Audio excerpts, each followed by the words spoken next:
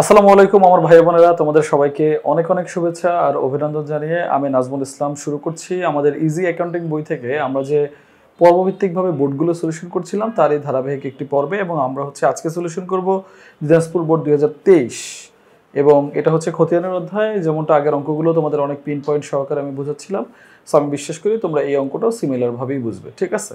So তোমাদের অনেক বেশি ইজি হবে এবং তোমরা প্রপার ওয়েতে প্র্যাকটিস করতে পারবে, ঠিক আছে? সো চলো আমরা শুরু করি দিনাজপুর বোর্ড 2023। ওকে, সো দেখো লক্ষ্মী ভাই, আমরা সলিউশন করতেছি এখন দিনাজপুর বোর্ড 2023। ডান। ওকে, এইটা আমাদের রূপায়ণ স্টোরসের 2022 সালের অক্টোবর মাসের লেনদেন, এবং এখানে বলা আছে কি রূপায়ণ স্টোরসের ব্যাংক উদ্ধৃতের পরিমাণ বের করতে বলছে, ঠিক আছে? ব্যাংক উদ্ধৃতের পরিমাণ বা ব্যাংক ব্যালেন্সের পরিমাণ বের করতে বলছে ক নম্বরে, আর খ নম্বরে বলছে চলমান জেদ ছকে রূপায়ণ স্টোরসের সহকারী খতিয়ান সমূহ, মানে সহকারী খতিয়ান কয়টা হবে সেটা করতে বলছে। আর উপযুক্ত তথ্য হতে টি ছকে নগদান হিসাব আর মূলধন হিসাব তৈরি করতে বলছে আমাদের, ঠিক আছে? এই গিয়ে আমাদের কোশ্চেন। ওকে, ডান। তাহলে আমরা শুরু করি, চলো লক্ষ্মী ভাই সবাই।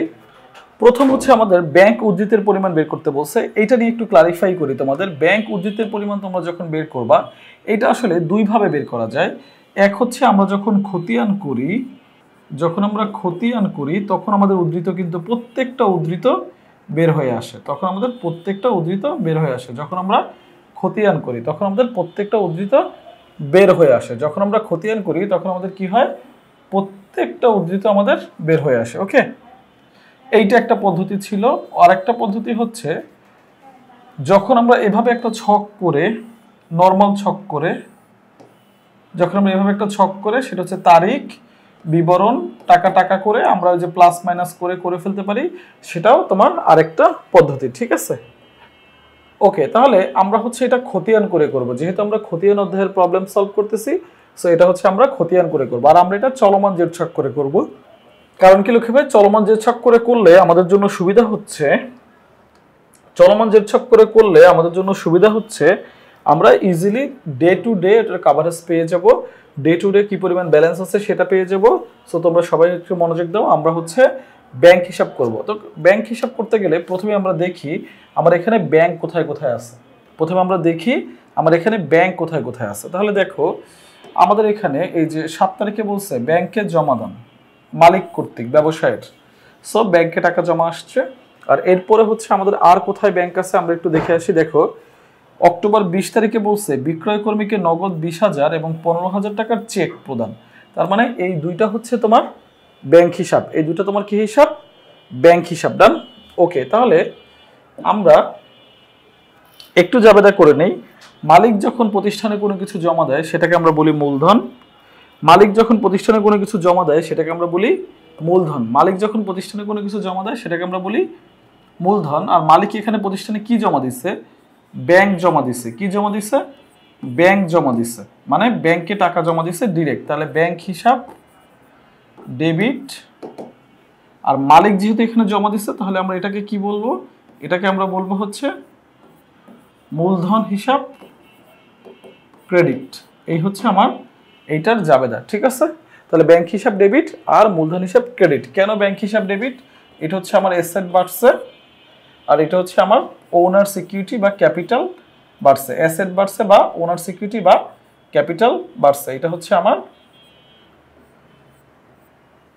আমার কি লক্ষ্মী ভাই?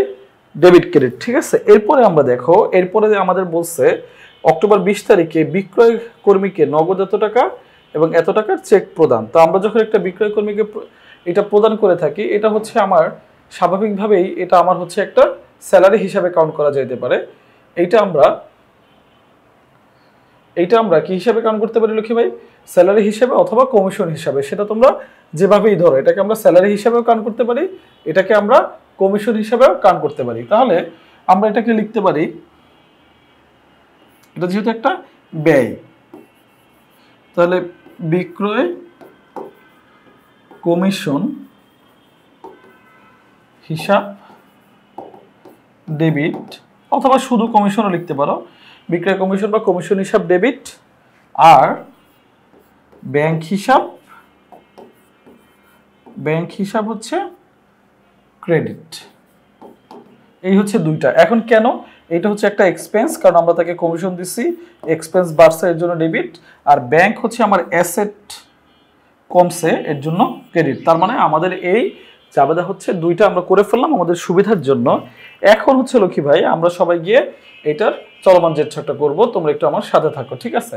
প্রথমে আমরা লিখলাম রূপায়ণ স্টোর্স, দেন আমরা খতিয়ান লিখলাম, দেন চলমান জেড ছকে করতেছি এবং আমরা হেডলাইন দিলাম ব্যাংক হিসাব। মনে রাখবা খতিয়ান হচ্ছে এমন একটা অঙ্ক যেটা দিয়ে সবার উদ্ধৃত বের হয়, যেটা দিয়ে সবার উদ্ধৃত বা ব্যালেন্স বের হয়, এটা সবাই সব সময় মনে রাখবা। ওকে লক্ষ্মী ভাই, ডান। এবার তাহলে আমরা দেখি, প্রথমে হচ্ছে আমার লেনদেন ছিল অক্টোবর মাসের 7 তারিখে এবং আমরা এরপরে লেনদেন পাইছি 20 তারিখে। সো আমরা আসলে চলো আমরা একটু ছকটা আগে ক্লিয়ার করে নিই। প্রথম হচ্ছে তারিখ, দেন হচ্ছে বিবরণ, দেন হচ্ছে জাবেদা পৃষ্ঠা, দেন ডেবিট টাকা, দেন ক্রেডিট টাকা, দেন হচ্ছে হিসাবের কোড নম্বর বা জের। তারিখ, বিবরণ, জাবেদা পৃষ্ঠা, ডেবিট টাকা, ক্রেডিট টাকা, হিসাবের কোড নম্বর বা জের। ডেবিট ক্রেডিট জের। জের মানে কি? ব্যালেন্স। জের মানে কি? উদ্ধৃত। ওই যে আমাদের যেটা ওরা চাইছে এইটাই আমাদের এখান থেকে বের হবে এবং এটা দৈনিক আকারে বের হবে, ঠিক আছে? তাহলে আমরা চলমান জেরের ছকটা আমরা দেখলাম, তারিখ, বিবরণ, জাবেদা পৃষ্ঠা, ডেবিট টাকা, ক্রেডিট টাকা। তারিখ, বিবরণ, জাবেদা পৃষ্ঠা, ডেবিট টাকা, ক্রেডিট টাকা, তারপরে হচ্ছে তোমার কি ছিল লক্ষ্মী ভাই? হিসাবের কোড নম্বর, দেন জের বা উদ্ধৃত, ডেবিট এবং ক্রেডিট। আমরা ছক করে ফেললাম। এবার আমরা খতিয়ানের সূত্র অনুসারে চলো প্রথমে হচ্ছে আমরা লেনদেনটা দেখে আসি। লেনদেন ছিল প্রথমে ব্যাংক হিসাব ডেবিট, মূলধন হিসাব ক্রেডিট। ব্যাংক আমার কি লক্ষ্মী ভাই? ব্যাংক আমার এখানে হচ্ছে ডেবিট। ব্যাংক আমার এখানে কি? ডেবিট। এই ডেবিট মানে ব্যাংকের টাকাটা কই যাবে? ডেবিটে যাবে। তাহলে অপোজিট নাম কি ছিল যেটা আমাদের খতিয়ানের জন্য লিখতে হয় 2022 অক্টোবর 7? অপোজিট নাম হচ্ছে মূলধন হিসাব। অপোজিট নাম কি ছিল লক্ষ্মী ভাই? মূলধন হিসাব। তাহলে মূলধন হিসেবে অপোজিট নাম লিখলাম এবং ব্যাংক যেহেতু ডেবিট, টাকাটাও ডেবিটে বসাইলাম, তাহলে ব্যালেন্সও হচ্ছে কি আমার ডেবিটে গেল, ঠিক আছে? তার মানে 7 তারিখেরটা শেষ। এরপর হচ্ছে অক্টোবর 20 তারিখে। অক্টোবর 20 তারিখে কি ছিল? কমিশন হিসাব ডেবিট আর ব্যাংক হিসাব ক্রেডিট। কমিশন হিসাব ডেবিট আর ব্যাংক হিসাব ক্রেডিট। এখানে ব্যাংক হিসাব কি? ক্রেডিট। এখানে ব্যাংক হিসাব কি? ক্রেডিট। তাহলে আমাদের ফোকাস কি? আমাদের এখানে ব্যাংক হিসাব হচ্ছে ক্রেডিট, তার মানে আমার টাকাটা ক্রেডিটে। তাহলে আমার টাকাটা কোথায়? ক্রেডিটে 15,000 বসাইলাম। অপোজিট নাম কি হবে? অক্টোবর 20 অপোজিট নাম আছে কমিশন, সো আমরা কমিশন নামটা বসাই দিলাম। আফটার দ্যাট দেখো এবার ব্যালেন্সে কি চেঞ্জ আসছে কি ভাই? আগে ছিল কত? আমার 27,000, এরপর আমার 15,000 চলে গেল, তাহলে আমার এখানে এখনো ব্যালেন্স আছে কত? 12,000। সো এই ডেবিট এবং ক্রেডিট, ডেবিট এবং ডেবিট যোগ, ডেবিট এবং ক্রেডিট মাইনাস, মানে উল্টোটা হইলে মাইনাস আর সিমিলার হইলে প্লাস। শেষ। এবার আসি এখানে 12,000 টাকা। ডান। এই যে 12,000 টাকা এটা হচ্ছে আমার উদ্ধৃত বা ব্যালেন্স। এটাকে আমরা কিন্তু ওই যে ছোট একটা ছকের কথা বললাম ওই সিমিলার ভাবে বের করতে পারতাম। একবার আমরা ব্যাংকের এই টাকাটা প্লাস করতাম আর একবার যেটা চলে গেছে সেটা মাইনাস করতাম। সো আমার এখানে 12,000 ব্যালেন্স চলে আসতো। এখন কথা হচ্ছে যদি ইনকেস এমন হইতো লক্ষ্মী ভাই যে আমার এটা 25,000, এখানে তো ছিল 27,000, তাহলে এটা হয়েছে 28,000, তখন কি হইতো?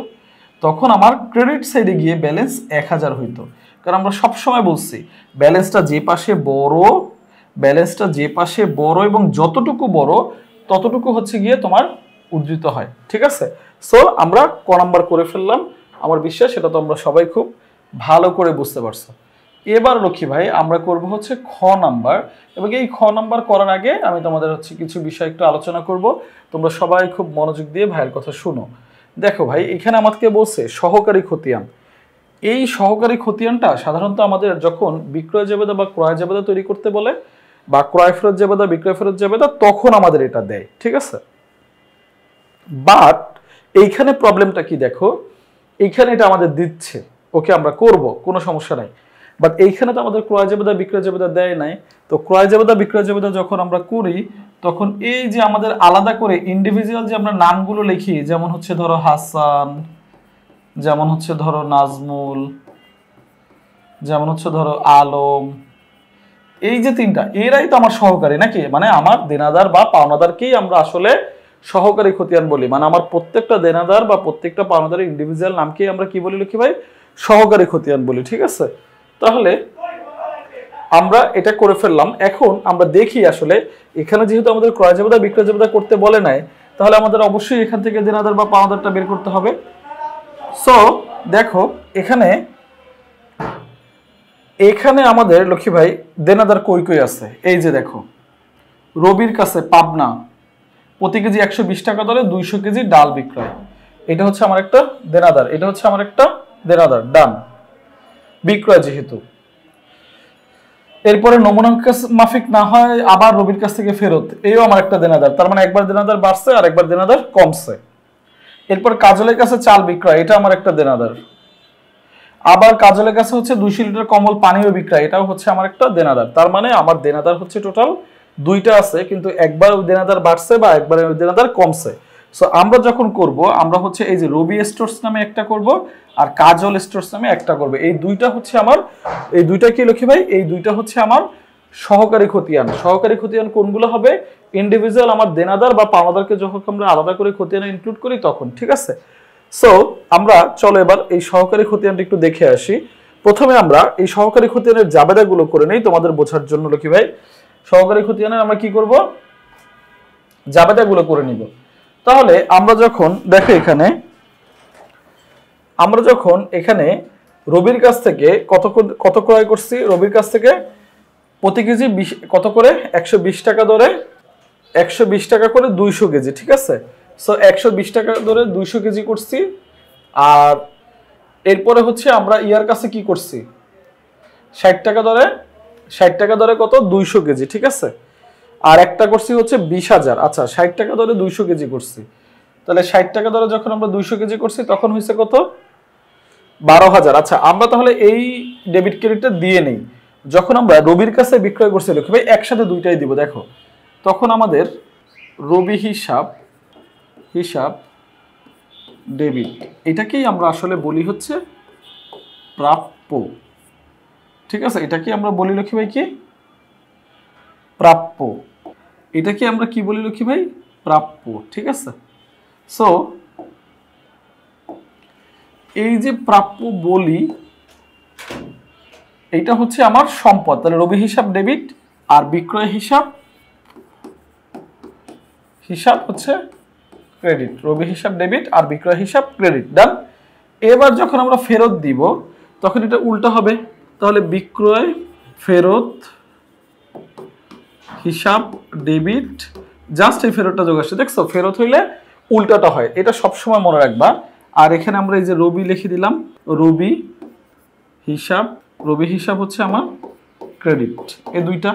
এখানে তো আমরা আলটিমেটলি রবি মানেই তো প্রাপ্য, সেটা তো আমরা জানি গেল। এরপরে আমরা আবার যখন কাজলের কাছ থেকে ক্রয় করছিলাম, ওকে, তাহলে এবার দেখো এখানে কাজলের কি কি বিষয়গুলো আছে।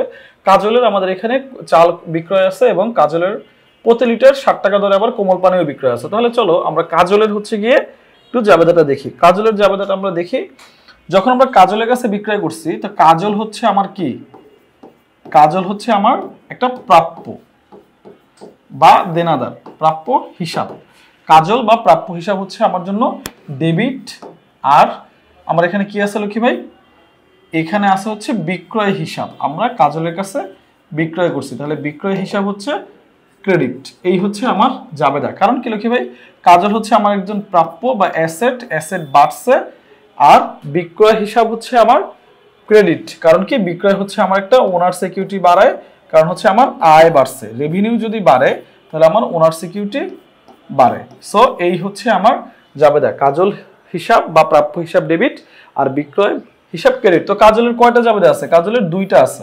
তো সেম আবার আমরা কাজলের আরেকটা জাবেদা করতে পারি, কারণ কাজলের কাছেই আমি বিক্রয় করছি, তাহলে কাজল হিসাব ডেবিট মানে প্রাপ্য, আবার ওই যে বিক্রয় হিসাব ক্রেডিট। তাহলে আমাদের খতিয়ানে যেহেতু এখানে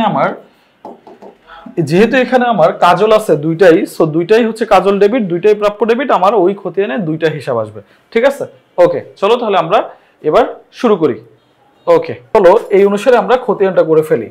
প্রথমে আমরা হচ্ছে লিখলাম রূপায়ণ স্টোরসের সহকারী খতিয়ান, চলমান জেড ছক রবি স্টোরস হিসাব।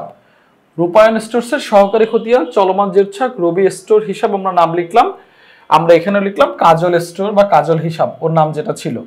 এবার আমরা কি করবো লিখি ভাই, এবার আমরা একটা ছক করব এবং চলমান জেরের ছক কি, চলমান জেরের ছক হচ্ছে প্রথমে তারিখ, দেন হচ্ছে বিবরণ, দেন এই যে জাবেদা পৃষ্ঠা, যেহেতু এটা খতিয়ান এখানে জাবেদা পৃষ্ঠা হবে। আর যদি এটা কি হইতো, যদি এটা হচ্ছে ত্রিছক হইতো মানে সরি কি বলে জাবেদা পৃষ্ঠা, আর যদি এটা জাবেদা হইতো তাহলে খতিয়ান পৃষ্ঠা হইতো। এর হচ্ছে ডেবিট টাকা ক্রেডিট টাকা আমরা যেটা লিখবো, আমার এই হিসাবটা ডেবিট হইলে এখানে, ক্রেডিট হইলে এখানে। দেন হচ্ছে আমাদের হিসাবের কোড নং আর জের, এই জের মানে হচ্ছে আমার জন্য ব্যালেন্স বা উদ্ধৃত। এই জের মানে কি আমার জন্য ব্যালেন্স বা উদ্ধৃত। এই উদ্ধৃত মানে কি, এখানে হচ্ছে আমার টাকাটা ডেবিটটা বড় হইলে এখানে ডেবিট পাশে, আর টাকাটা ক্রেডিটটা বড় হইলে এখানে ক্রেডিট পাশে, ঠিক আছে। এই হচ্ছে আমার ছক। তোমাদের জন্য আরেকবার একটু ধীরে ধীরে বলি। প্রথম হচ্ছে তারিখ, দেন হচ্ছে বিবরণ, দেন হচ্ছে জাবেদা পৃষ্ঠা, ডেবিট টাকা ক্রেডিট টাকা, এবং এরপরে হচ্ছে আমার জের বা ব্যালেন্স। এই ব্যালেন্সটা হচ্ছে ডেবিট পাশ বড় হলে ডেবিট ব্যালেন্স, ক্রেডিট পাশ বড় হলে ক্রেডিট ব্যালেন্স। শেষ। ওকে, এরপর আমরা রবির কাছ থেকে দেখো যখন আমরা কি করছি, রবির কাছে যখন আমরা বিক্রয় করছি প্রথম অক্টোবর মাসের 11 তারিখে 2022 সালের, তখন কি ছিল, রবি হিসাব ডেবিট আর বিক্রয় হিসাব ক্রেডিট। তার মানে এই যে আমার রবি, এই হচ্ছে আমার দেনাদার, এ হচ্ছে ডেবিট। সো টাকাটা কই যাবে, ডেবিটে, টাকাটাকে বসাই দিলাম। নাম কি হবে, অপোজিট নাম। অপোজিট নাম ওখানে কি ছিল, অক্টোবর 11 তারিখে বিক্রয় হিসাব ছিল, আমরা বিক্রয় হিসাব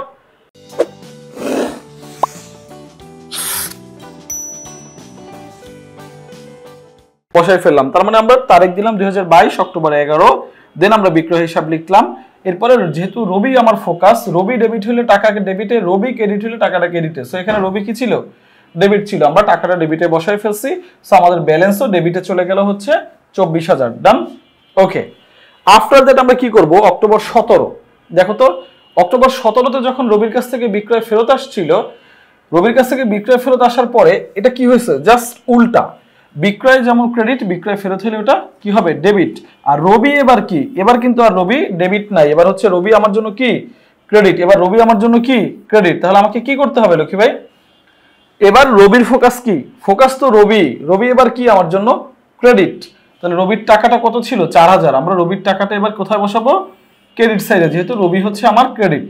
ওকে, তাহলে রবির অপোজিট নাম ওখানে কি ছিল, মানে ডেবিট নাম ছিল বিক্রয় ফেরত, তারিখ ছিল অক্টোবর 17, বিক্রয় ফেরত অক্টোবর 17। আমরা অক্টোবর 17 তারিখ দিয়ে বিক্রয় ফেরত নাম দিলাম, দেন আমরা টাকাটা ডেবিটে বসাই ফেললাম। তাহলে ব্যালেন্স কি হইলো, আগে ছিল 24,000 ডেবিটে ব্যালেন্স, আফটার দ্যাট আমার 4,000 চলে গেল, তাহলে আমার ব্যালেন্স এখন কত আছে, 20,000। তার মানে যেহেতু আমার ডেবিট পাস বড়, তাহলে আমার ব্যালেন্স হচ্ছে ডেবিট পাশে, এই 20,000ই হচ্ছে আমার রবির ব্যালেন্স। ডান।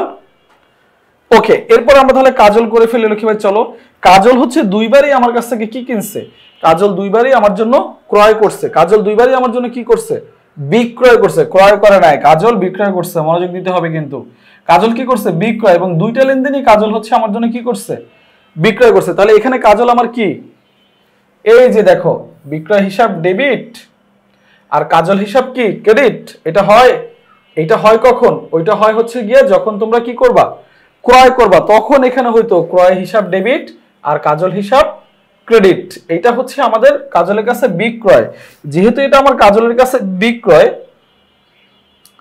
সেহেতু আমাকে কি করতে হবে লক্ষ্মী ভাই, যেহেতু এটা আমার কাজলের কাছে বিক্রয়, তাহলে আমার এটার জাবেদাটা কি হবে, এটার জাবেদাটা হবে কাজল হিসাব ডেবিট আর বিক্রয় হিসাব ক্রেডিট, কাজল হিসাব ডেবিট আর বিক্রয় হিসাব ক্রেডিট। তাহলে আমরা চলো এটা একটু দেখে ফেলি।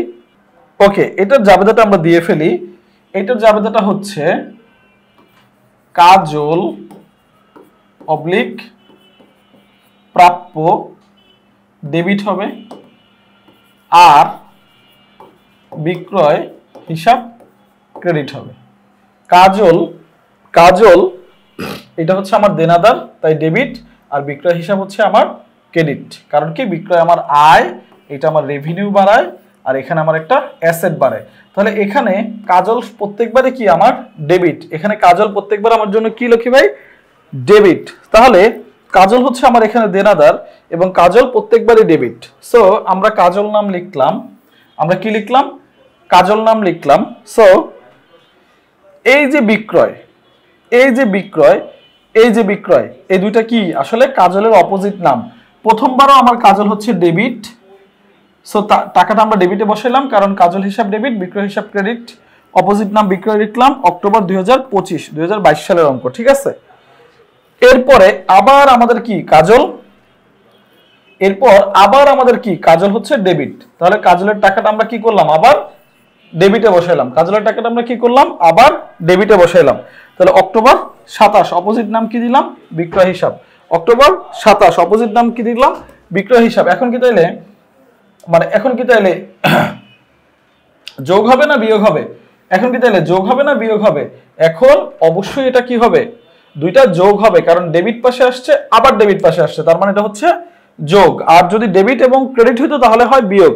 বাট মোট কথা, আমার টাকা যদি ডেবিটে বড় থাকে তাহলে ডেবিট হবে, টাকা যদি ক্রেডিটে বড় থাকে তাহলে ক্রেডিট হবে। ঠিক আছে, ওকে লক্ষ্মী ভাই। এবার চলো আমরা 3 নাম্বারটা সলভ করি, মানে হচ্ছে গ নাম্বার সলভ করব। ক নাম্বার সলভ করব? গ নাম্বার। আমাদের দুইটা শেষ হয়ে গেল, আমরা পেলাম রবি স্টোরসের হচ্ছে 20,000 টাকা ব্যালেন্স আছে আর কাজল হচ্ছে 32,000 টাকা। ঠিক আছে, এখন আমরা করব হচ্ছে গ নাম্বার। এখন আমরা কি করব লক্ষ্মী ভাই? গ নাম্বার। গ নাম্বারে কি বলছে? টি ছক করতে বলছে। কোনটা? নগদান হিসাব এবং মূলধন হিসাব। এই নগদান আর মূলধন হিসাবে হচ্ছে আমাদের টি ছক করতে বলছে। তাহলে দেখি কোথায় কোথায় আমার নগদ আর মূলধন আছে। এই যে 1 তারিখেই আমার নগদ আছে আর হচ্ছে মূলধন আছে। 1 তারিখেই আমার নগদ আছে আর মূলধন আছে। এরপরে দেখো মালিক কর্তৃক ব্যবসায় ব্যাংক হিসাবে জমা, এই যে আরেকটা মূলধন আছে। এরপর দেখো বিক্রয় কর্মীকে কমিশন যেটা আমরা নগদ দিচ্ছি সেটা একটা নগদ আছে। কার্যালয়, এই তাহলে নগদ কয়টা আছে? নগদ আছে 2টা আর মূলধনও আছে 2টা হিসাব। তাহলে চলো আমরা একটু জাবেদাগুলো করে ফেলি। চলো। সো যখন আমরা কি করলাম, মূলধন নিয়ে ব্যবসায় শুরু করছি, নগদ। যখন আমরা নগদ নিয়ে ব্যবসায় শুরু করছি তখন হচ্ছে নগদান হিসাব ডেবিট, মূলধন হিসাব ক্রেডিট। নগদান হিসাব ডেবিট আর মূলধন হিসাব ক্রেডিট। নগদান হিসাব ডেবিট আর মূলধন হিসাব ক্রেডিট। ওকে, এবার যখন আমরা ব্যাংকে টাকাটা পাইছি মালিকের কাছ থেকে তখন আমাদের ওখানে কি হয়েছে? ব্যাংক হিসাব ডেবিট, ব্যাংক হিসাব কি ডেবিট, আর এটা কি মূলধন হিসাব ক্রেডিট। কারণ কি ব্যাংকে টাকাটা কে জমা দিছে? মালিক জমা দিছে। তো মালিক যদি কোনো কিছু করে তাহলে সেখানে কি করতে হবে? মালিক যদি কোনো কিছু করে সেটাকে আমরা বলি মূলধন। মালিক যদি দেয় মূলধন, মালিক যদি নেয় তাহলে হচ্ছে উত্তোলন। সো আমরা 2টা জাবেদা পেয়ে গেলাম। ওকে, আরো একটা আছে এখানে দেখো, নগদে যে কাজলকে কত, বিক্রয় কর্মীকে হচ্ছে 20,000 টাকা দেয়া হলো। ঠিক আছে, তো বিক্রয় কর্মীকে যখন আমরা 20,000 টাকা দিছি তখন আমাদের কি হয়েছে? এটা নগদে দিছি, তার মানে কমিশন যেটা আমরা বলি বা বিক্রয় কমিশন হিসাব হচ্ছে তোমার ডেবিট। কমিশন হিসাব কি ডেবিট। কমিশন হিসাব কি ডেবিট। আর তোমার নগদান, এটা কি হবে লক্ষ্মী ভাই? নগদান হিসাব হচ্ছে ক্রেডিট। কমিশন হিসাব ডেবিট এবং নগদান হিসাব হচ্ছে ক্রেডিট। কমিশন হিসাব ডেবিট, নগদান হিসাব হচ্ছে ক্রেডিট। এই হচ্ছে আমার কি, এই হচ্ছে আমার জাবেদা। 3টা জাবেদা আমরা সুন্দর করে ফেলছি, 3টা লেনদেনেরই, এবং এখানে 2টা নগদান আছে, আমাদের এখানে 2টা মূলধন আছে। সো আমরা হচ্ছে গিয়ে আগে নগদান হিসাবটা করব। আমরা কোথায় করব লক্ষ্মী ভাই? আমরা হচ্ছে টি ছকে করব, নগদান হিসাব করব। কিভাবে করব? টি ছকে করব। ঠিক আছে, সো টি ছকটা আগে আমরা একটু দেখে আসি। ওকে, রূপায়ণ স্টোরসের এবার আমরা টি ছক করব। তো টি ছক যদি আমরা করি তাহলে রূপায়ণ স্টোরস খতিয়ান, এটা হচ্ছে টি ছক, এবং 2টা করবে, একটা হচ্ছে নগদান, একটা হচ্ছে মূলধন। একটা হচ্ছে নগদান, একটা হচ্ছে মূলধন। লক্ষ্মী ভাই নগদান করব। টি ছক কেন হয়েছে দেখো, টি ছক মানে 2 পাশ সমান। টি ছক মানে কি 2 পাশ সমান। টি ছক মানে কি 2 পাশ সমান। তাহলে এই যে টি ছক আমার 2 পাশ সমান, এই টি ছকে আমাদের 2 পাশ যেহেতু সমান তাহলে কি হয়? ডেবিট এক পাশ, ক্রেডিট এক পাশ। এক পাশ হচ্ছে ডেবিট আর এক পাশ হচ্ছে ক্রেডিট। সো এক পাশ হচ্ছে ডেবিট আর এক পাশ হচ্ছে ক্রেডিট। সো আমার যে হিসাব, এই যে নগদানটা আমি করব, এটা যদি ডেবিট হয় তাহলে ডেবিট পাশে, যদি ক্রেডিট হয় তাহলে ক্রেডিট পাশে। ডান। এবং এই ছকটা আসলে কিভাবে হয়? প্রথমে হয় তারিখ, দেন হয় বিবরণ, দেন হয় জাবেদা পৃষ্ঠার টাকা। তারিখ, বিবরণ, জাবেদা পৃষ্ঠার টাকা। সেম 4টা ছক, তারিখ, বিবরণ, জাবেদা পৃষ্ঠার টাকা, আবার ক্রেডিট সাইডেও। জাস্ট আমার ফোকাস হচ্ছে আমি যে হিসাবটা করতেছি ওইটা যদি ডেবিট হয় ডেবিট সাইডে, ওটা যদি ক্রেডিট হয় তাহলে ক্রেডিট সাইডে। ওকে, তাহলে দেখো এটা 2 তারিখে আমরা যে বিজনেস শুরু করছিলাম, 2 তারিখে যখন আমরা বিজনেস শুরু করছিলাম 2022 সালের 2 তারিখে, তখন আমাদের এখানে অপোজিট নাম কি ছিল? মূলধন হিসাব। আর নগদান কি ছিল? ডেবিট। নগদান কি ছিল? ডেবিট। আর মূলধন হিসাব কি ছিল? ক্রেডিট। তাহলে আমার নগদান ডেবিট, তাহলে আমরা টাকা ডেবিট সাইডে বসাবো। টাকা কোথায় বসাবো? ডেবিট সাইডে বসাবো।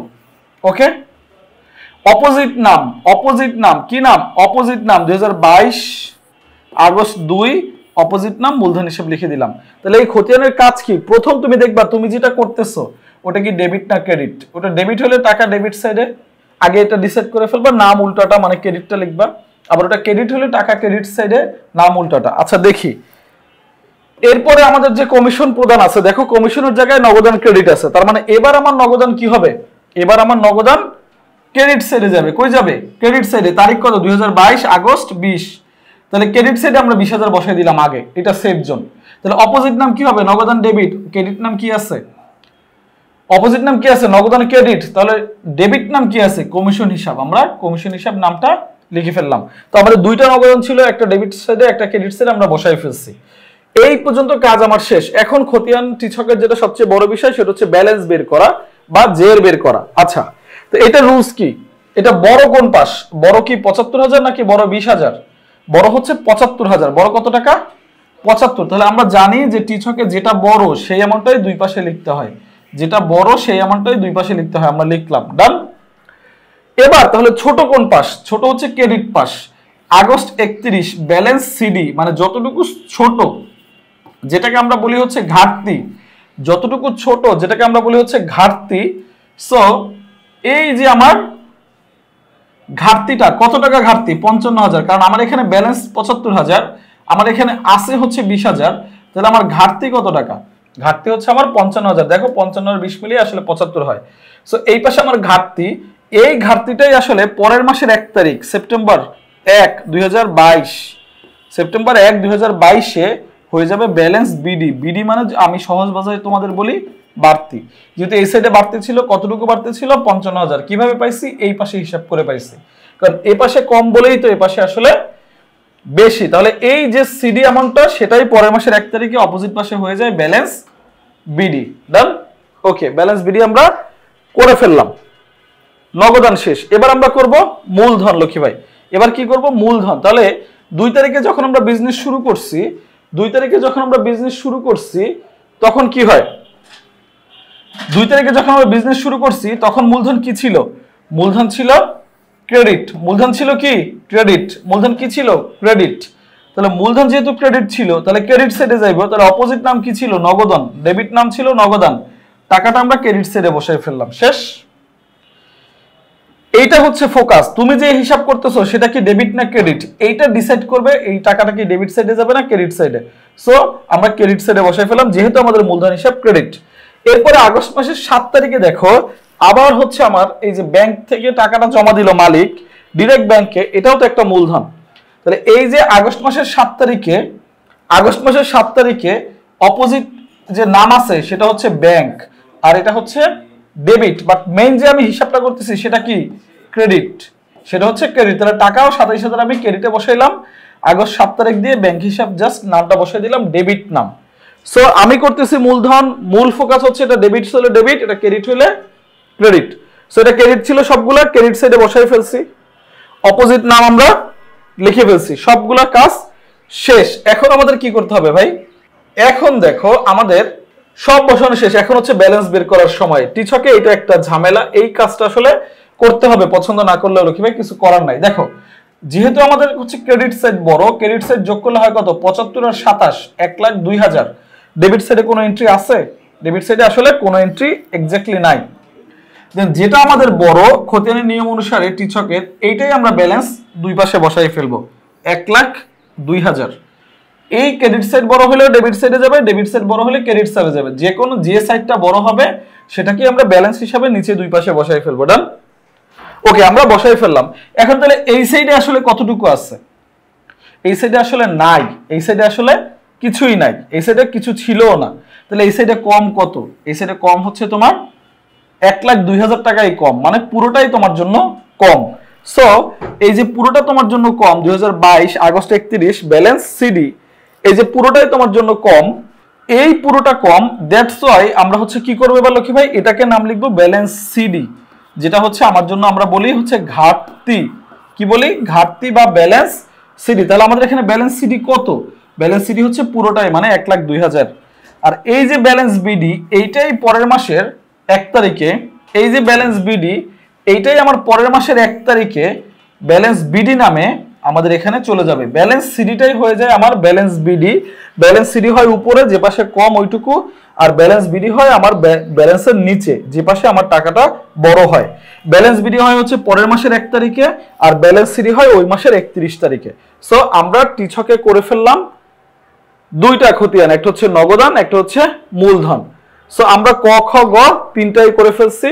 আমি বিশ্বাস করি তোমরা এটা পছন্দ করছো। এইখানে যে কাজলের জাবেদাটা দেয়া ছিল, তোমরা এটা সবসময় মনে রাখবা, বিক্রয় করলে আমার প্রাপ্য বা কাজল যেটাই বলো, প্রাপ্য বা কাজল এটা হচ্ছে ডেবিট, আর বিক্রয় হিসাব হচ্ছে ক্রেডিট।